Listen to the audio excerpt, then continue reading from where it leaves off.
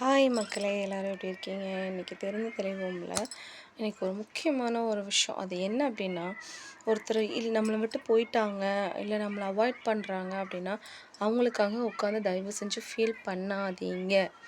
ஓகேவா? அது வந்து நீங்கள் என்னதான் அவங்கக்கிட்ட போய் எக்ஸ்பிளைன் பண்ணுனாலும், இல்லை நீ தான் எனக்கு இம்பார்ட்டன்னு சொன்னாலும், புரிஞ்சுக்கக்கூடிய ஆளாக இருந்தால் பரவாயில்ல. புரியலன்னா தயவு செஞ்சு சொல்கிறேன், அவங்களுக்காக உங்கள் டைம் வேஸ்ட் பண்ணாதீங்க. ஓகேவா? இப்போ 2 பக்கமும் இருந்து அண்டர்ஸ்டாண்டிங்கோட ஒரு லவ் இருந்தால் மட்டும்தான் அது லவ். சரியா? அது அது யாரா இருந்தாலும் இருக்கலாம். அது மேரேஜ் லைஃப்ல இருக்கலாம், எதில வேணாலும் இருக்கலாம், ஃப்ரெண்ட்ஷிப் எதில வேணாலும் இருக்கலாம்.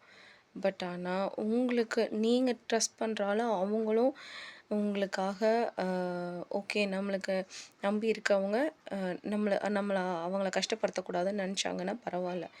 பட்டு உங்களோ அ உங்கள ஒரு use and throw paper cup மாரி யூஸ் பண்ணிட்டு தூக்கி போடுறதுக்காக, நீங்க அதில வந்து போயி மாட்டிக்காதீங்க. உங்களுக்கு ஒரு விஷயம் 2 விஷயத்துல 3 விஷயத்துல தெரிஞ்சிருச்சு அப்படின்னா, தயவு செஞ்சு அவங்களுக்காக உங்க லைஃப்ப சாக்ரிஃபைஸ் பண்ணிட்டு, உங்க டைம் வேஸ்ட் பண்ணிட்டு இருக்காதீங்க. தயவு செஞ்சு என் லவ்வ புரிஞ்சுக்கோன்னு எக்ஸ்பிளைன் பண்ணிட்டே இருக்காதீங்க. அது வேஸ்ட் ஆஃப் டைம் தான். சரியா?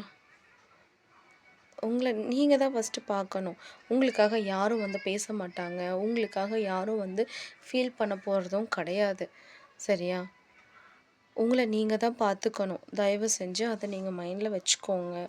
உங்களோட லைஃப்ப நீங்க பார்த்து போயிட்டே இருங்க. இன்னொருத்தருக்காக நீங்க ஸ்டெப் டவுன் ஆயிட்டீங்க அப்படின்னா, அது பெரிய பெரிய ஒரு